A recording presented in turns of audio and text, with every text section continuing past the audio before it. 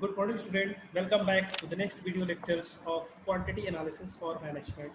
Again, this is Ved Prakash. I am an assistant professor in the School of Management, BBD University, Lucknow. The topic that we are going to look today is linear programming problems by graphical methods. तो okay class, जैसा कि last videos में हम लोगों ने LPP के एक video हम लोगों ने कवर कर लिए, ठीक है, जिसमें हम लोगों ने देखा था कि एलपीपी का कॉन्सेप्ट क्या होता है, एलपीपी बिजनेस में यूज़ कैसे किया जाता है, एलपीपी कैसे एक ओआर की प्रॉब्लम्स को सॉल्व करता है, एलपीपी कैसे मैथमेटिकल, कैसे हम किसी की एक फैक्ट्री से रिलेटेड प्रॉब्लम्स या प्रोडक्शन से रिलेटेड प्रॉब्लम्स को कैसे हम एक मैथमेटिकल फॉर्म में कैसे उसको लिखते हैं और कैसे उसको मैथमेटिकली हम सॉल्व करते हैं, ठीक है। और ये हम लोगों ने देखा था कि एक लीनियर प्रोग्रामिंग कैसे एक हमें ऑप्टिमम सॉल्यूशन देता है, कैसे हमारे पास जितनी भी कॉन्स्टेंट होती हैं, रिसोर्सेज होती हैं, उसको हम कैसे ऑप्टिमम तरीके से यूटिलाइज करते हैं ताकि हम कॉस्ट को वहाँ पर मिनिमाइज करते हैं और प्रॉफिट को मैक्सिमाइज करते हैं और कॉस्ट को हम वहाँ पर मिनिमाइज करते हैं। ओके, तो फिर से हम लोग डिस्कस कर लेते हैं 5 मिनट में कि प्रोडक्शन एलपीपी का कॉन्सेप्ट क्या होता है, फिर बाकी हम लोग आगे बढ़ते हैं। In a simple linear programming problems, LPP or linear optimization is the process which take into consideration certain relationship to obtain the best possible solution to mathematical models. It also denoted as a linear programming problem. It includes problems dealing with profit maximization and minimizing cost, minimal uses of resources. These problems can be solved through the complex methods or graphical methods. तो okay student, basically अगर हम बात करें linear programming problem का मतलब इतना होता है कि एक प्रोडक्शन की एक बेसिकली अगर हम बात करें तो LPP is the part of operation research. Okay, तो एक प्रोडक्शन के अंदर जितनी भी हमारी प्रॉब्लम्स आती हैं एक प्रोडक्शन यूनिट से रिलेटेड कि हम हमारे पास रिसोर्सेज जो भी होती है, हमारे पास जितने भी मैन पावर्स होती हैं, ठीक है, तो उसको हम कैसे अच्छी तरीके से कितने हम ऑप्टिमम तरीके से यूज़ कर रहे हैं, हमारे पास जितने लिमिटेड रिसोर्सेज हैं उसको हम कितने परफेक्ट तरीके से यूज़ करें कि हम प्रॉफिट को मैक्सिमाइज कर सकें और कॉस्ट को अपने मिनिमाइज कर सकें। ओके, तो लीनियर प्रोग्रामिंग बेसिकली इन्हीं पर वर्क करता है कि मैक्सिमाइजेशन को मैक्सिमाइजेशन को और मिनिमाइजेशन को। एलपीपी में क्लास बेसिकली दो क्वेश्चंस होते हैं, एक होता है मैक्सिमाइजेशन का प्रॉब्लम होता है, एक होता है मिनिमाइजेशन का problem.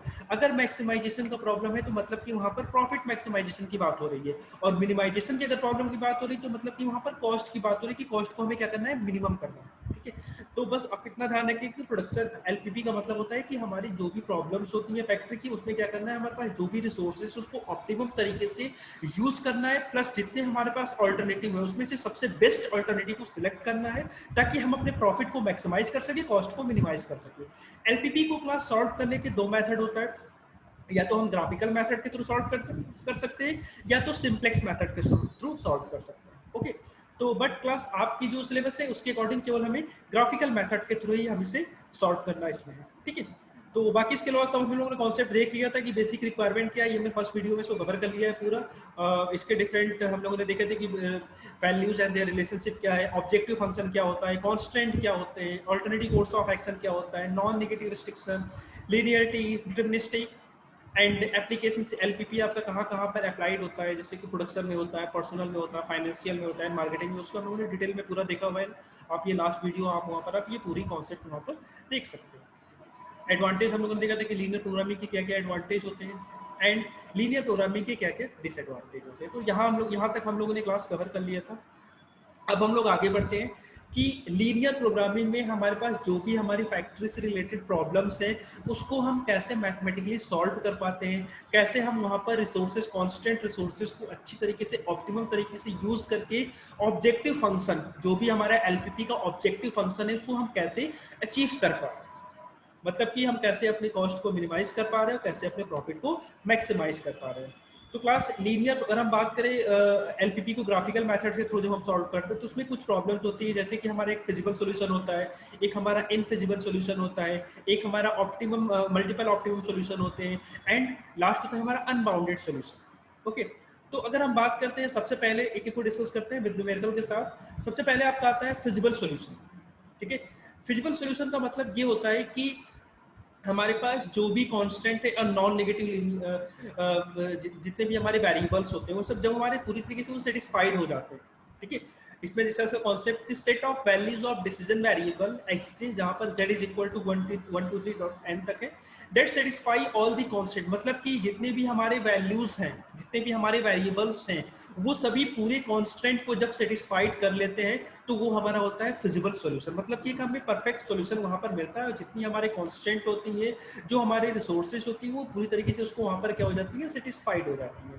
And non negative condition of LPP, और जितने भी हमारे नॉन नेगेटिव कंडीशन है वो वहां पर सेटिस्फाइड हो जाते हैं। साइमल्टेनियसली इसको हम क्या बोलते हैं, feasible solution of linear programming problem. Okay, तो अब क्लास हम लोग फिजिकल सॉल्यूशन से रिलेटेड न्यूमेरिकल प्रॉब्लम को देखते हैं।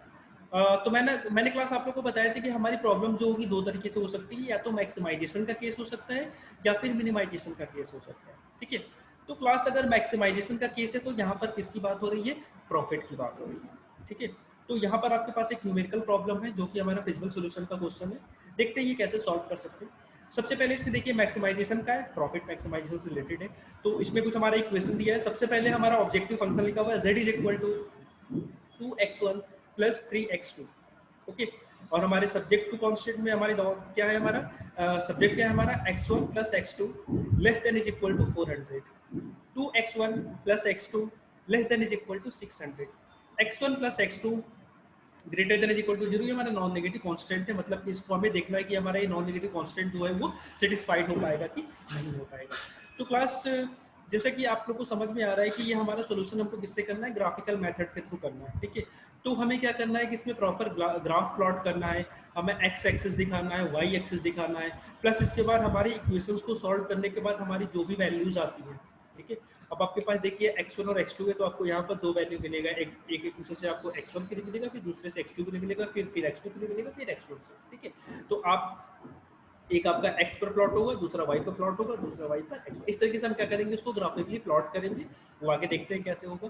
तो क्लास सबसे पहला हमारा स्टेप्स ये होता है कि जब भी हमें इसको सॉल्व करना होता है तो हमें इक्वेशन को सॉल्व करना होगा। ठीक है, तो अब यहाँ पर आपको दिख रहा है x1 plus x2 less than is equal to 400। ठीक है, तो हमें क्या करना है वहां पर, सबसे पहले हमें दो वैल्यूज यहाँ पर निकालनी है। अगर हमें क्लास आप लोग की क्लास 5 और 6 में पढ़ चुके हो, तो हमें क्या करना होगा, सबसे पहले x1 की जगह पर हम 0 रखेंगे तो x2 की वैल्यू हमें पता चल जाएगी। तो सबसे पहला आपका क्या बनेगा, 0 से 400, 0 400। तो आपका ये पहला बन गया पहले इक्वेशन से। और दूसरी आपकी वैल्यू क्या बनेगी, अगर आप x2 पे 0 रखोगे तो आपके x1 की जगह क्या हो जाएगा, 400। तो क्या हो जाएगा, 0 400 और 0।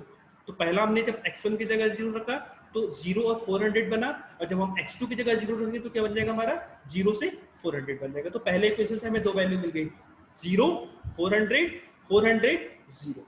ओके, सेकंड आ गया। सेकंड में आप देखिए 2x1 plus x2 less than is equal to 0। तो ओके क्लास सेम वही करेंगे। तो अगर हम सबसे पहले हम x1 की जगह पर हम यहाँ पर 0 रखते हैं। ओके, तो x2 की वैल्यू क्या आ जाएगी वहां पर, x2 इज इक्वल टू 600। तो आपका क्या हो जाएगा, पहला 0 से लेकर के 600 तक पहले से बनेगा। और दूसरा जब हम x2 की जगह पर 0 रखेंगे तो x1 की जगह पर 300 आ जाएगा, क्योंकि 2 से उधर डिवाइड हो जाएगा तो 600 2 से करोगे तो आपका कितना आ जाएगा, 300। तो पहला आपका बनेगा 0 600 और 300 और 0। ओके क्लास, यहाँ तक आई थिंक सबको समझ में आ गया होगा। अब देखिए इसको हम ग्राफ पर प्लॉट करते हैं। तो क्लास यहाँ पर आपको 2 एक्सिस दिख रहा है। पहला दिख रहा है आपको y एक्सिस, ठीक है, जो आपका लेफ्ट हैंड साइड में है, और आपका जो नीचे है y एक्सिस है। ठीक है, तो यहाँ पर जो मैक्सिमम है वो कितनी, 600 है y एक्सिस के लिए। तो वहाँ पर आपने देखा हमने 100 आप प्लस जब भी बनाएंगे इसको हम प्रॉपर एक ग्राफ के प्रॉपर एक हम इसकी स्केलिंग करके बनाते हैं, ताकि हमारी जो भी हम लाइन ड्रॉ करेंगे इसमें वो हमारा सही से ड्रॉ हो जाए। अगर सपोज दैट इधर उधर भी लाइन हमारी ड्रॉ हो जाती है, मतलब कि 400 की जगह पर 402 दी, तो कहीं ना कहीं प्रॉब्लम्स आती है। ठीक है, जैसा कि इसमें हम लोगों मैंने किया तो प्रॉपर स्केलिंग उसकी नहीं है, सो जैसे थोड़ी यहाँ पर ये 300 होना चाहिए, बट यहाँ पर 350 पर आया है। तो इस तरीके से चीज़ें नहीं होनी चाहिए। जब हम लोग पेन और कॉपी से प्रॉपर स्केलिंग से इसको करेंगे तो एग्जैक्ट आता है। ओके, तो जब इस क्वेश्चन को ग्राफिकल के थ्रू सॉल्व कीजिएगा तो प्रॉपर कुछ इसके पैरामीटर्स होते हैं, उसको ध्यान रखिएगा कि जब भी आप ग्राफ को प्लॉट करें या तो आप ग्राफ पेपर का यूज़ करो।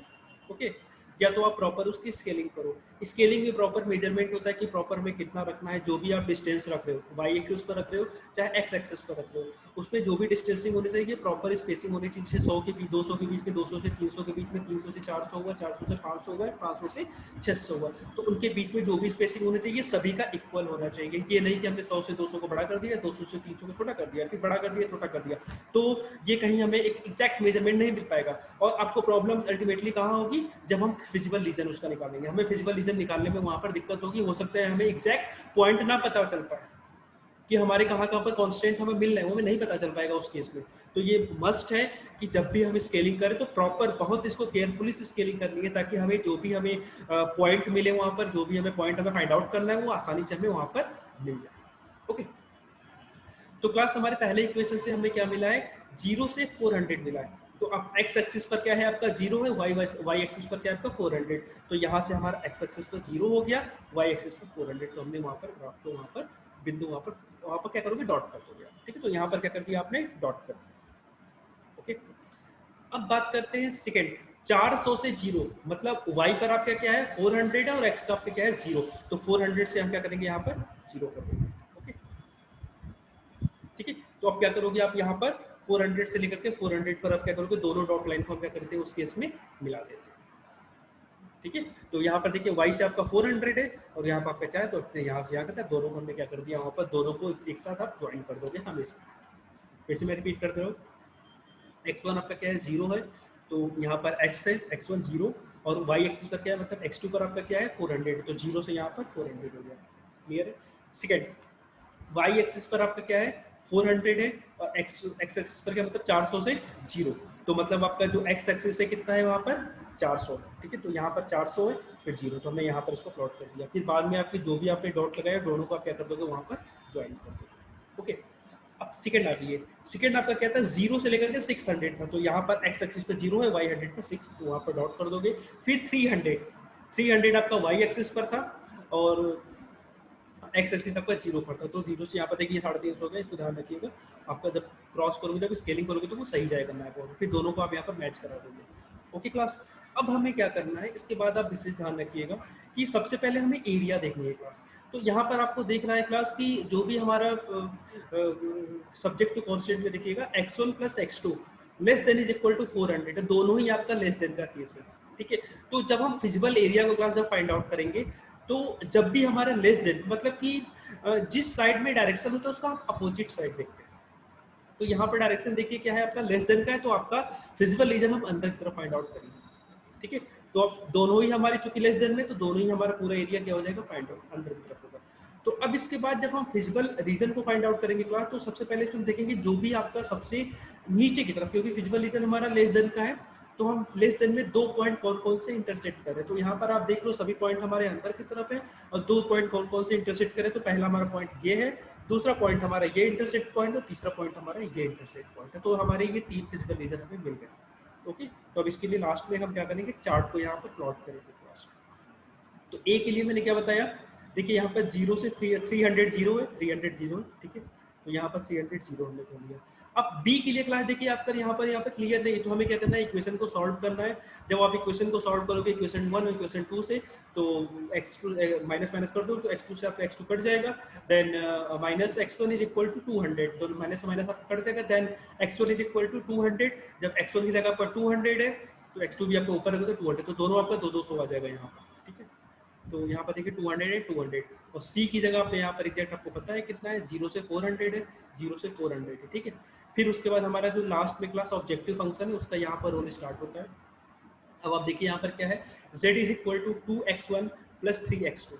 ओके क्लास, तो यहाँ पर z is equal to z is equal to 2x1 plus 3, तो हम जितने भी हमने कॉर्नर पॉइंट हमारा है, तो सबसे पहले कॉर्नर पॉइंट 0 है, तो वो तो 0 ही आएगा।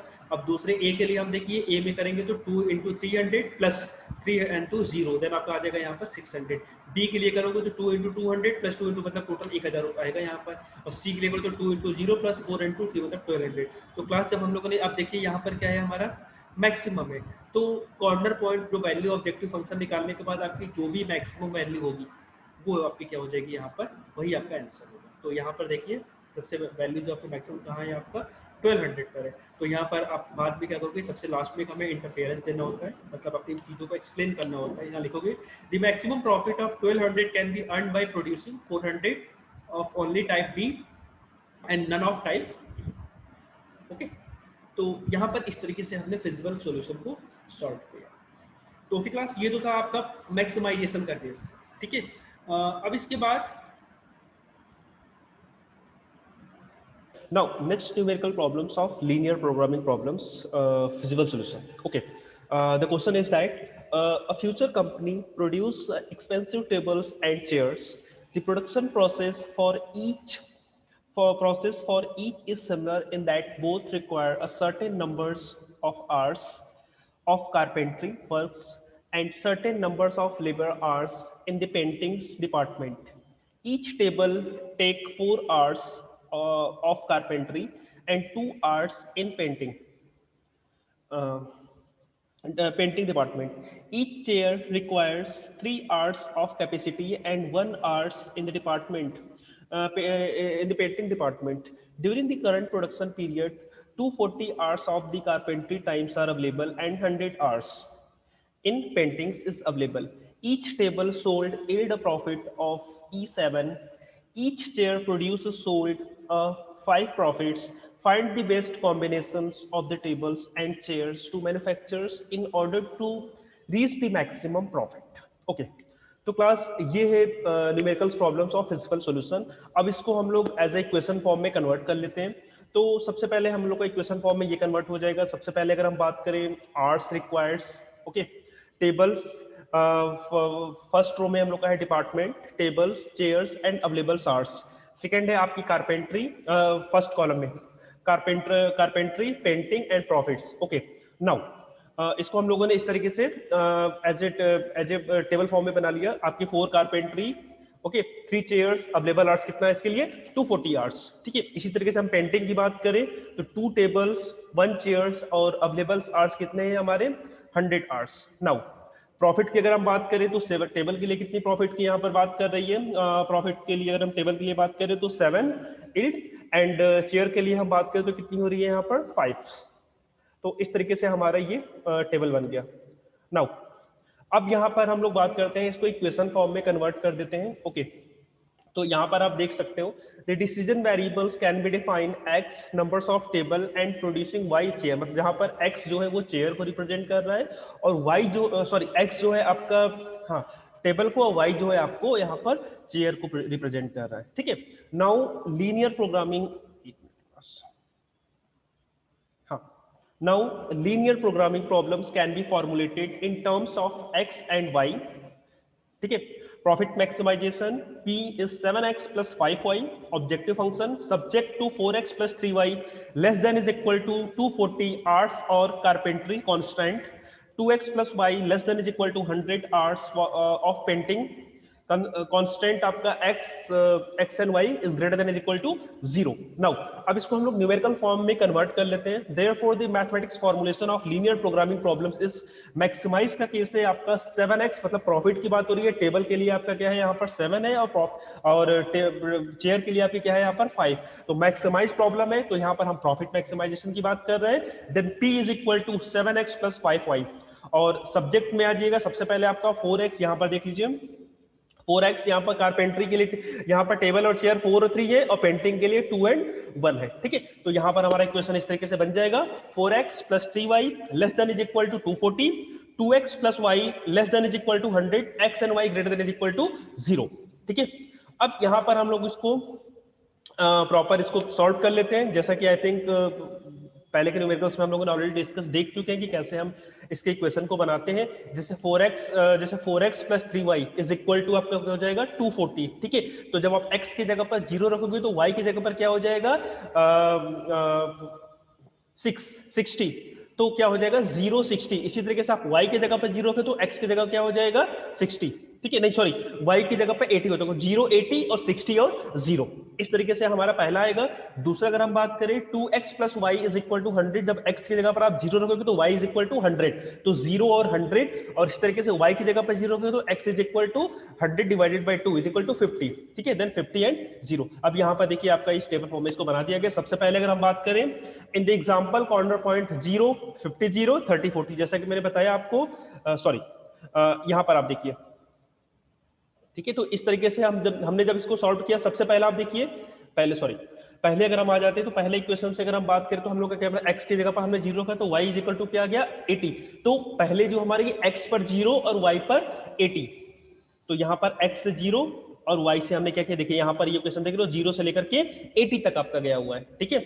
इसी तरीके से दूसरे पर आ जाइए, जब y की जगह पर 0 हो गए तो क्या हो जाएगा, x की जगह पर क्या हो जाएगी 60, देन 60 0। अब यहाँ पर देखिए आपका 60 0, ठीक है, तो यहाँ पर इसको क्या कर दिया गया है, मिला दिया गया है। इस हमने क्या किया, वहां पर दोनों पॉइंट को इंटरसेक्ट कर दिया, 0 से 80 और 60 से 0। इसी तरीके से जाइए सेकंड में अगर हम मान लीजिए यहाँ पर 2x plus y is equal to 100, x की जगह पर हम 0 करेंगे तो y की जगह पर क्या हो जाएगा 100, देन क्या हो जाएगा आपका 0 से 100, यहाँ पर देखिए 0 से लेकर के 100 तक हमने एक पॉइंट को इंटरसेक्ट, मतलब अपने कॉर्नर पॉइंट यहाँ से यहाँ तक हमने डॉट कर दिया। इसी तरीके से क्लास यहाँ पर अगर हम y की जगह पर 0 रखेंगे तो x की जगह पर क्या हो जाएगा आपका 50 हो जाएगा, ओके। तो यहाँ पर क्या आप देखिए, यहाँ पर हमने क्या कर दिया है आपका 0 से 50, फिर दोनों पॉइंट को यहाँ पर इंटरसेक्ट कर दिया गया है, ठीक है क्लास। अब देखिए यहाँ पर मैंने आप लोगों को बताया था कि जो हम लोग का प्रॉब्लम्स है वो क्या है आपका, यहाँ पर दिख रहा होगा आपको, हमारी सभी प्रॉब्लम जो है वो less than is equal to है, less than is equal to की है, ठीक है। तो हमारा जो भी हमारे कॉर्नर पॉइंट होंगे वो कहाँ होंगे, अंदर की तरफ होंगे, नीचे की तरफ। तो यहाँ पर देखिए ये हम लोग का यहाँ पर फिजिबल रीजन यहाँ पर आपको दिख रहा होगा आई थिंक, ठीक है। अब देखिए हमें क्या करना है, यहाँ पर 3 कॉर्नर पॉइंट ढूंढने हैं। तो यहाँ पर सबसे पहला कॉर्नर पॉइंट हमारा क्या मिल जाएगा, ये तो पहला 0 to 0 रहेगा। दूसरा हम लोग का 50, ये मिल जाएगा आपका 50 से 0। दूसरा आपका ये कॉर्नर पॉइंट मिल रहा है, और तीसरा आपका 0 से 80। तो ये तो आप लिख दोगे। अब बाकी जो बी वाला पॉइंट है ये हमें निकालना पड़ेगा, ठीक है। तो इसको हम कैसे निकालते हैं, देखिए 1 मिनट यहाँ पर है, 4x plus 3y is equal to 280, then 2x plus y is equal to 100, ठीक है। तो अगर हम सेकंड इक्वेशन में हम 3 से अगर मल्टीप्लाई कर दें तो क्या हो जाएगा, यहाँ पर इसको जब पूरा सॉल्व करेंगे ब्रैकेट को तो आपकी वैल्यू यहाँ पर लिख कर आ जाएगी 30 एंड 40, ठीक है क्लास। तो अब यहाँ पर हम मैक्सिमाइज फंक्शन में वैल्यू को यहाँ पर रखिएगा 7x प्लस 5y, तो 7x प्लस 5y यहाँ पर डायरेक्ट निकाल दिया गया है। तो जब ये करेंगे हम 7x प्लस 5y 50 और 0 रखोगे तो आपकी वैल्यू यहाँ पर 350 आएगी। इसी तरीके से 30 और 40 को जब रखोगे तो 410 आएगा, और 0 80 को करोगे तो 400 आएगा। अब चूंकि यहाँ पर क्वेश्चन हम लोग से किससे रिलेटेड है क्लास, देखिए यहाँ पर मैक्सिमाइजेशन की बात हो रही है, मतलब कि प्रॉफिट मैक्सिमाइजेशन की बात हो रही है। तो यहाँ पर जो भी हम लोग का सबसे मैक्सिमम वैल्यू होगा वो हमारा क्या होगा, यहाँ पर आंसर होगा। तो आप देख लो यहाँ पर सबसे ज्यादा मैक्सिमम वैल्यू किसकी है, सबसे कम 0 है, उससे ऊपर 350 है, फिर उसके बाद 400 है, फिर आपका 410 है। तो यहाँ पर हमें क्लियरली ये देखने को मिल रहा है कि 410 हमारी मैक्सिमम वैल्यू है। तो हमें यहाँ पर जो भी हमको सेटिस्फैक्ट्री आंसर कहाँ पर मिल रहा है, हमारा थर्ड वाले पर, ठीक है। तो 30, 40 एंड 410, तो यहाँ पर हम इसको स्टेटमेंट फॉर्म में इस तरीके से लिख सकते हैं, because the point 3 and 40 produce the highest profit, we conclude that producing 30 tables and 40 chairs and with the yield of maximum profit of is equal to 410, ठीक है क्लास। तो इस तरीके से यहाँ पर फिजिबल सॉल्यूशन का हम लोग का सेकेंड न्यूमेरिकल भी कंप्लीट हो जाता है, ठीक है। आई होप ये न्यूमेरिकल सबको समझ में आया होगा। एक बार फिर से मैं रिवाइज कर देता हूँ इस क्वेश्चन को जल्दी, ठीक है। इसमें प्रॉपर एक क्वेश्चन है, ठीक है, जिसमें प्रॉपर इसको हमने टेबल फॉर्म में यहाँ पर कन्वर्ट कर दिया, ठीक है, जिसमें आपका फर्स्ट जो सबसे पहला हम लोग का रो है उसमें department, table, chairs and available arts, फिर कारपेंट्री एंड पेंटिंग, इस तरीके से हमने इसको टेबल फॉर्म में कन्वर्ट कर दिया। फिर हमने इसको इक्वेशन में कन्वर्ट कर दिया। इसमें मैक्सिमाइज फंक्शन है p is equal to 7x plus 5y, subject में आपका 4x plus 3y less than is equal to 240, second आपका 2x plus y less than is equal to 100 और xy greater than is equal to 0। तो इसको जो हमने पूरा equally solve कर दिया न्यूमेरिकल को, तो यहाँ पर सबसे पहला हमने 0 to 80 एंड 60 to 0, फिर ये पूरा डायग्राम चार्ट हमने प्लॉट किया, फिर हमें यहाँ से अपना फिजिबल रीजन जो है वो मिल गया। तो यहाँ पर आंसर हमारा आ गया 420। ओके क्लास, तो यहाँ पर हम लोग का फिजिबल सॉल्यूशन कंप्लीट होता है। ठीक है, नेक्स्ट वीडियोस में हम लोग इन फिजिबल सॉल्यूशन के बेसिक कॉन्सेप्ट को वहां पर स्टार्ट करेंगे। ठीक है, ओके क्लास, थैंक यू।